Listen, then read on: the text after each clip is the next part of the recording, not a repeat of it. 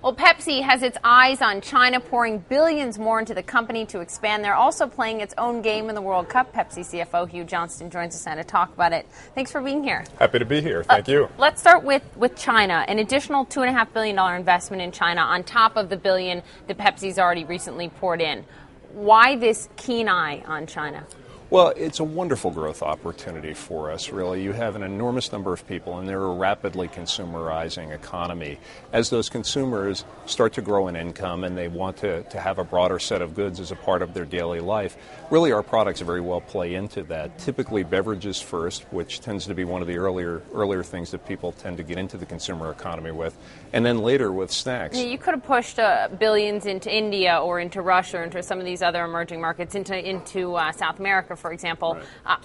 In terms of China, what do you want from China? What's the goal there? I mean, you'll go head-to-head with Coke there, right, but the goal's got to be much bigger than just beating Coke. Certainly in the beverage space, we compete with Coke, and they're a very good competitor, but we're much different than they are to begin with. I mean, the reality is we're one of the largest food and beverage companies in the world, emphasis on food and beverage. Mm-hmm. Sure. We're going to compete on that basis, and in the beverage space, we'll compete with Coke. In the food space, we'll compete with whomever's there as well. Obviously, a big push in China. Where else are you looking that may not be getting a lot of attention right now, but you think could be big for Pepsi? Yeah, it's the places where you see consumers emerging more rapidly into the consumer economy. So certainly Russia is a wonderful opportunity for us.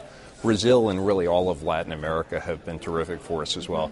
And of course, India and other portions of Asia outside of China are also fantastic opportunities. Looking at the global recession, you dealt with it in probably each country that Pepsi has a presence in.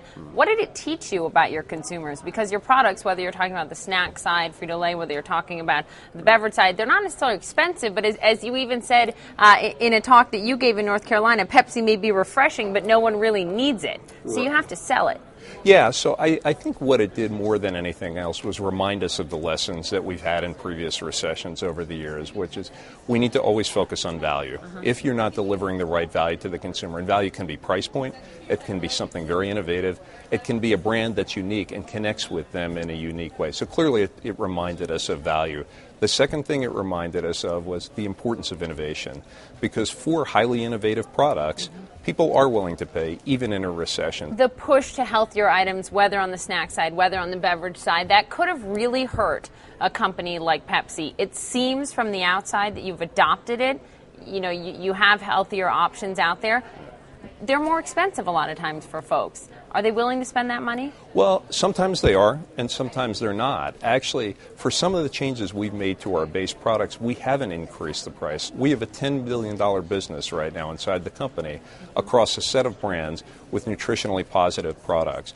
We want to grow that to $30 billion over the course of the next 10 years. And in doing so, we think it's a great business opportunity as well as a great thing to do. The soda tax that was being bounced around, Pepsi's stance on that, how that could affect your bottom line, how you're preparing if we would see something like that? Sure. One of the things that's very obvious coming through the recession that we're coming through right now is governments obviously are challenged in terms of their budgets, and they're looking for ways to go get funding.